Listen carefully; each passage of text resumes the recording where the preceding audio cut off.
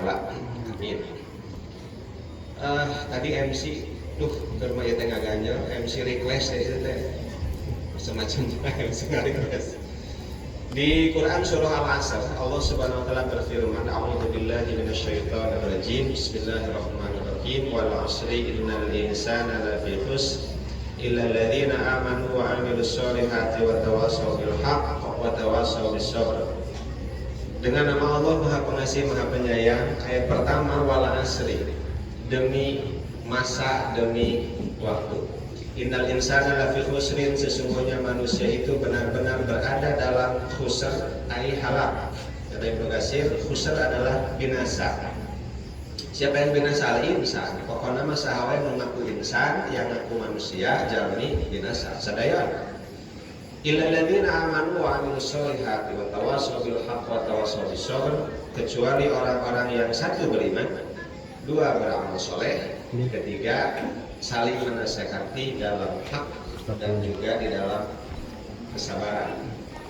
Ayat pertama Allah berfirman wal asri, diartikan demi masa karena wawunya disebut cek santrima wawu qasam, menunjukkan sumpah. Allah bersumpah. Kalau Allah bersumpah, itu bersumpahnya itu dengan makhluknya, menunjukkan al-asr yang diartikan waktu itu adalah makhluk Allah.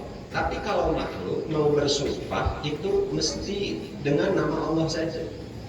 Jadi misalnya Bapak Ibu ada sumpah ya, sumpah demi Allah atau wallahi, wawunya qasam. Kalau makhluk sumpahnya hanya menggunakan Allah saja. Tapi kalau Allah bersumpah itu dengan menggunakan makhluk-makhluknya. Kalau ditambahkan demi kian, demi anu, demi Allah, demi Rasulullah, itu nggak boleh. Karena Rasulullah Shallallahu Alaihi Wasallam kan bukan khalik tapi makhluk. Jadi kalau mau bersumpah maka bersumpah itu atas nama Allah, tidak atas nama yang lain. Kalau Allah sudah bersumpah, maka makhluk yang dijadikan sumpah oleh Allah itu penting, itu harus diperhatikan. Allah bersumpah demi al-asr, demi waktu, demi masa. Nah, ini ya uniknya itu di Ibnu Katsir. Waktu itu naon? Pak, apa waktu naon, Pak? Ibu-ibu terang Bu, waktu itu naon, Bu? Kasihnya.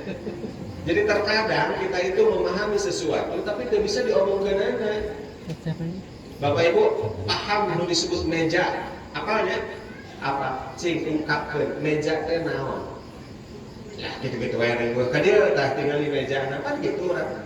Bapak Ibu tahu Quran kan? Cing sebatkeun ku aya Quran teh naon? Ungkapkeun ku ibu Quran teh ku naon teh? Tapi para dahese itu. Jadi untuk mengutarakan definisi sesuatu itu memang tidak mudah. Perlu ilmunya.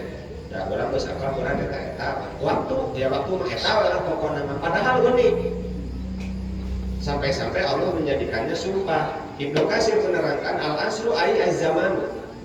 Waktu itu al-asr itu diartikan zaman, waktu atau masa. Apa waktu atau masa itu masih belum jelas.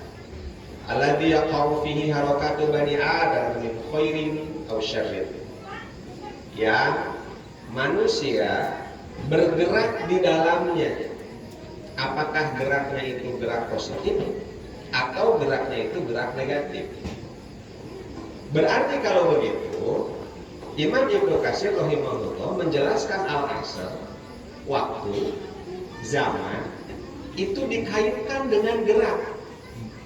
Wabil khusus gerak manusia. Sebetulnya geraknya gerak secara umum. Jadi kalau Bapak dan Ibu membicarakan waktu, berarti di sana harus ada pergerakan. Tanpa ada pergerakan kurang mau paham naon disebut dengan waktu.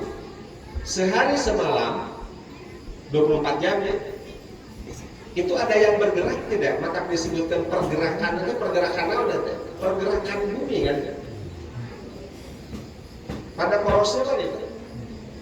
Jadi di situ ada yang bergerak.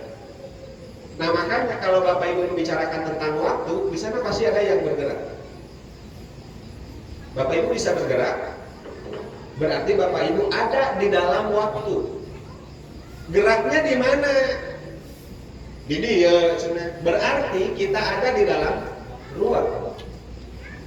Sehingga yang namanya manusia, wabil khusus kita, ini selalu berada dalam ruang dan waktu. Karena itu kalau Bapak Ibu mau nanya, di mana wae nanya, nah kasaha wae ditujukan pertanyaannya selalu relevan. Pertanyaan apa? 1, kapan?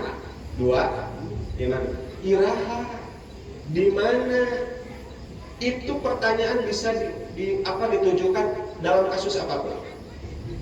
Lamun aya nu naros apa-apa sareng ibu, iraha berarti nanyakeun naon? Waktu. Kalau waktu kaitannya dengan gerak. Iraha kamari kan pergerakannya yang kemari. Di mana berarti mempertanyakan tentang tempat, tentang ruang. Itu selalu relevan kapan dan di mana. Jadi manusia itu bergerak dan bergeraknya itu di dalam ruang dan waktu. Namun pentingnya dia menunjukkan bahwa semasa manusia itu hidup di alam dunia, khususnya manusia senantiasa bergerak.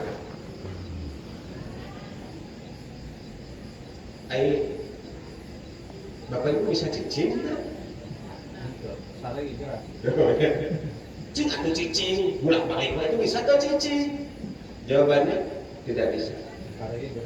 Karena tidur juga gerak. Apanya yang gerak?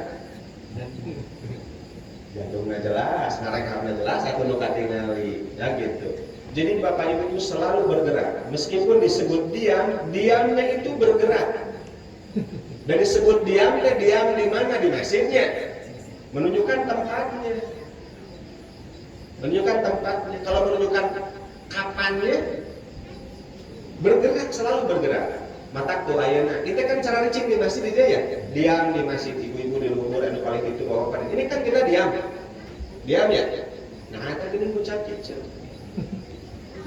Jadi kita senantiasa bergerak karena kita masih hidup. Gerak ini dalam bahasa Arab disebut dengan amal.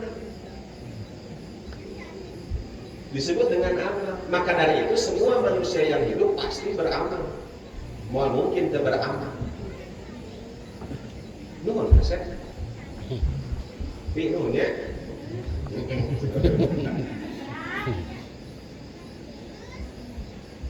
Nah itu tentang al-asar, waktu, kaitannya dengan gerak manusia. Ayat kedua, innal insana lafi khusrin, sesungguhnya manusia itu benar-benar berada dalam kerugian, kebinasaan. Kalau rugi binasa, surga atau neraka? Berarti semua yang namanya manusia itu pasti ke neraka. Pasti ke neraka, Pak. Dalilnya memang eta. Manusia yang mana? Semua manusia. Menurut aku jalmi, pasti kita masuk. Ayat 2 menerangkan bahwa yang namanya al-insan adalah makhluk Allah yang bisa bergerak. Dari mana kesimpulan itu diambil? Ayat pertama Allah bersumpah wal asri demi waktu. Waktu di tafsir Ibnu Katsir dikaitkan dengan gerak. Ayat kedua Allah menerangkan sesungguhnya manusia berada dalam kerugian, yakni pasti masuk neraka. Berarti manusia itu makhluk Allah yang bisa bergerak. Bergeraknya bisa positif, bisa negatif ya. Pergerakan apapun yang dilakukan oleh manusia, rek ngicep, rek henteu, rek datang, rek henteu, pasti manusia masuk neraka. Apapun geraknya. Apakah gerak positif cek urang atau memang gerak negatif cek urang. Apapun geraknya, manusia pasti masuk neraka. Betul manusia bisa bergerak? Bisa. Buktinya naon? Bukti satu, faktanya. Antara fenomena dan fakta. Nah, ini nanti masalah. Menjelaskan. Ayo fakta teh naon, Pak? Bu, sering mendengar istilah fakta, Bu? Eta mah da fakta. Cing abdi bade naros ai fakta naon? Kelanya eta lah pokoknya mana sudah teu ngarti gitu. Biasanya untuk mendefinisikan sesuatu itu sulit, itu butuh ilmu. Meskipun orang sok kadang paham maksudnya. Fakta itu sesuatu hal yang tidak memerlukan tidak ada kemungkinan lain. Jelas kata. Tidak ada kemungkinan lain, bukan hipotesa, bukan suatu dugaan. Itu namanya fakta. Jelas tidak ada kemungkinan lain. Secara fakta Bapak Ibu kan bisa bergerak. Bisa. Kalau secara ilmiah, secara ilmu bagaimana menjelaskan bahwa manusia itu adalah makhluk Allah yang bisa bergerak? Ya, bisa. Dalam teori evolusi Rumi misalnya, saya pernah terangkan, Allah menciptakan batu. Daya batu itu Allah memberikan bentuk fisik. Ayah bentuk fisik, nah ayah warna-warna. Lalu kemudian naik pada tumbuhan.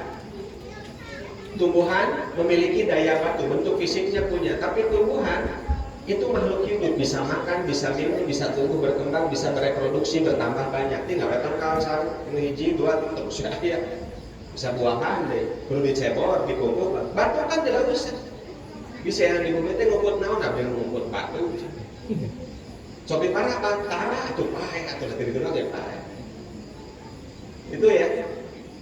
Mata sok aya nu ngamandian batu, ngamandian keris, dikembangan, gitu ya.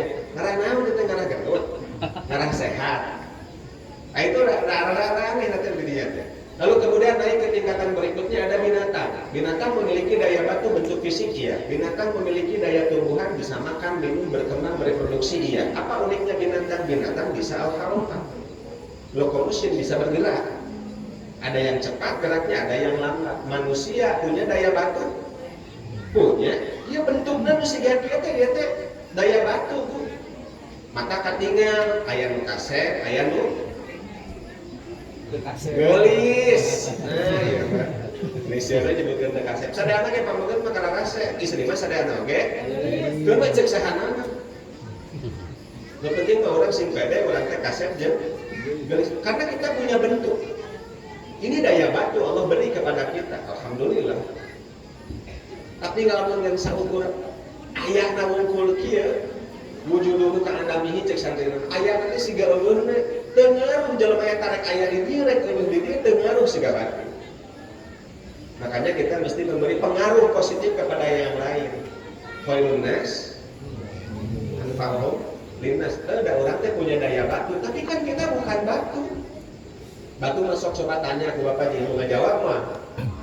Maka Umar bin Khattab melihat batu hitam. Kaharti ku anjeunna kamu itu batu. Bisa memberi manfaat? Henteu. Bisa memberi madarat? Henteu. Walaula anni ra'aitu Rasulullah sallallahu alaihi wasallam yuqabbilu kama qabaltuka. Kalau aku tidak melihat Rasul sallallahu alaihi wasallam mencium, aku tidak akan mencium. Dicium teu ke rumah, dicium. Nah, da teu kahati. Oh, alhamdulillah. Insyaallah kayak orang sambung deui. Harus tadi warna merah. tadi Oh, alhamdulillah di atas. kayak mereka keluar. Nama tak sempurna ganja Ustaz. Ya, merah.